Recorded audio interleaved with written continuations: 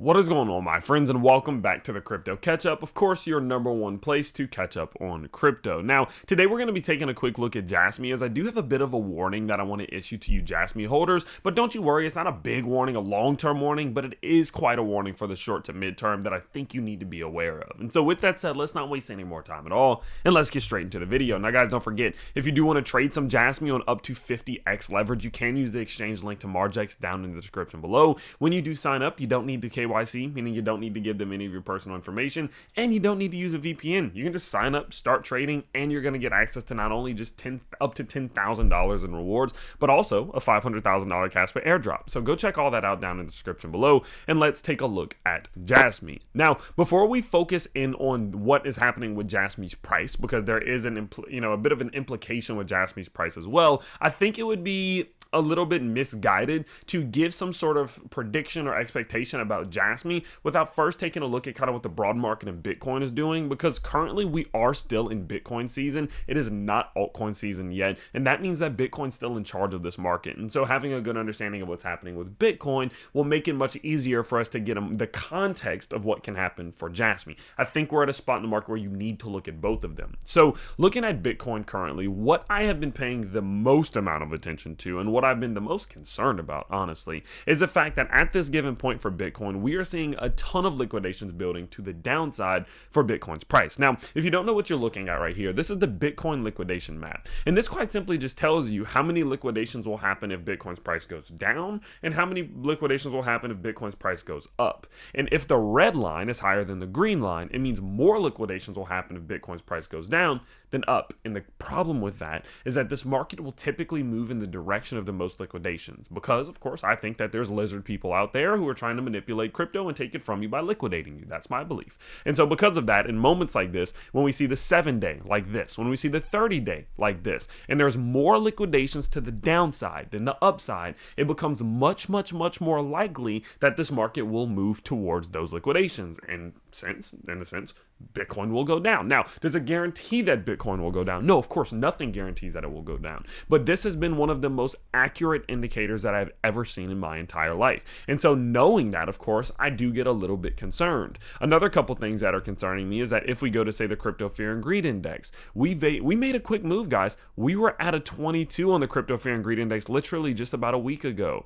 Not like the song, but anyway. And, we went from a 22 to a freaking 51 just within a week. Of course, a move that fast back to the upside is quite concerning, especially considering that Bitcoin only went from like 53 to 60,000. That wasn't a huge move, but it triggered us to move completely out of the zone that we were in. Our RSI, for example, you look at the 4-hour, you look at the 12-hour, so many of these things are now sat in this overbought and strong zone, especially Bitcoin currently on the 12-hour sitting in the overbought strong zone. To me, it's an overreaction, and I think this market moved a little bit too fast to the upside, and I think we're going to pay the consequences for it. Now, as I mentioned before, you can't guarantee it, but there is a risk there. Now, knowing the context of what's happening in the broad market and with Bitcoin, now it starts to paint an even clearer picture when we do look at what's happening here with Jasmy. Currently, what we're looking at is a parallel set of channels for Jasmy. What I did is I drew a parallel channel from these highs to these lows. Then I drew another parallel channel from this high to the midline and the midline to the bottom. So it gives us the 6 different lines. I think that's 6, 1, 2, 3, 4, 5 different lines. Sorry.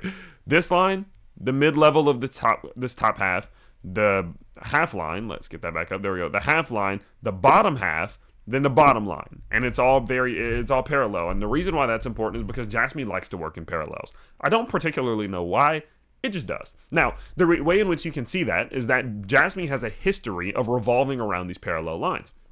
For example, we put in these highs up here. We put in the lows on the parallel line to the bottom side. That should do it enough for you. But if it doesn't, if you look at the midline and you just look at the interactions we've had here, we've had moments like this, we've had moments like this, we had the back test here, resistance, and we had this little revolution and revolution there and there and there, in which we were seeing Jasmy completely interacting with this mid-level as well, which is another parallel line. So, okay, well, let's break it down even more. Well, if you draw a parallel line from your mid-level up to your top level, it gives you this midline. And if you look at this midline right here, what you can see is that quite recently we have been interacting with it, not only just there, but there. We saw interaction there, we saw an interaction there and there. And again, to the bottom side, interactions here, interactions here. So Jasmy likes to mess with parallel lines. Again, I don't know why, but that's what it does. It was just an observation that I made. Well, what we can see here is that the last time that Jasmy approached the parallel line in which we are at right here, the top half of the top half, okay, the top 25%, is that was right here. And we got this pullback off of that back to the bottom or the mid level. Okay, we came up, we came back down, we came back up. The question now becomes, do we come back down? And whenever I see a moment like this, in which we're running into resistance, we are starting to see something like the RSI. Let's go down to the 4 hour. Okay, let me show you what this is doing. We're seeing strong bearish divergence from the 4 hour. And what that looks like is a high, higher high, high, lower high. When I see things like this, it concerns me. It makes me think, oh shoot, there's probably a chance that we're running out of momentum, we're running out of steam, and if Jasmy's price starts to pull back, we might pull all the way back down to 0.0185 or 0.018. That's a very strong possibility, and it's a very strong likelihood. We do have a lot of liquidity down there, so I'm not particularly worried about this happening, but knowing that we are running out of steam as we are approaching this top parallel line, that does put us in a spot in which, of course, we need to be aware that a pullback could be on the way. And when you do use this analysis and understand that Jasmy is basically just sitting at a macro resistance level while the market is overheating and overcorrecting to the top side, knowing that there's a shit ton of liquidations that'll happen if this market does continue to move back towards the bottom side. As you can see right here, it does lead me to believe that Jasmy might be inbound for a pullback. And so, of course, because of that, I'm not worried that this is going to be a great pullback, a massive pullback. I'm not particularly concerned, but seeing Jasmy's price pull back towards, again, 0.018, 0.0185, that's very, very possible, and you need to be ready for that, because if that is the case, that could be Jasmy pulling back anywhere from 10 to 15%, and you just need to be ready for a move of that nature. Now, the best case scenario, if that does happen, is that it comes back down. Maybe we build a little double bottom, use that double bottom to make a move, and hopefully break outside of this channel. That would be best case scenario, but there's really no true way of knowing, and we just gotta wait and see. And so because of this, guys, I did buy a little bit of Jasmy. I announced it over in my Patreon yesterday. I did buy a little bit of Jasmy and Render, just kind of to do it, right? Just because we are still in the descending channel, and I do think there will be a day that Jasmy's price does break out of this. So of course I'm fine with DCAing, but I'm not doing any major buying right now. I'm really just sitting back and watching. I'm definitely not long on leverage right now. I'm definitely not going long right now, but I am just kind of doing some small DCAs here and there, waiting, watching, letting this play out, and then of course I'll make some more moves once we have a little more clarity of if this market is going to pull back or not. And so of course I will continue to update you guys here, not only just on Jasmy, but what the broad market is doing. Guys, remember, this is a channel that's only 6 weeks old. We're at almost 1,200 subscribers. Thank you guys so much for joining in recently, and if you guys do enjoy the content, you can always let me know in a few ways by smashing that like button and subscribing to the channel, and head down to the comments and let me know,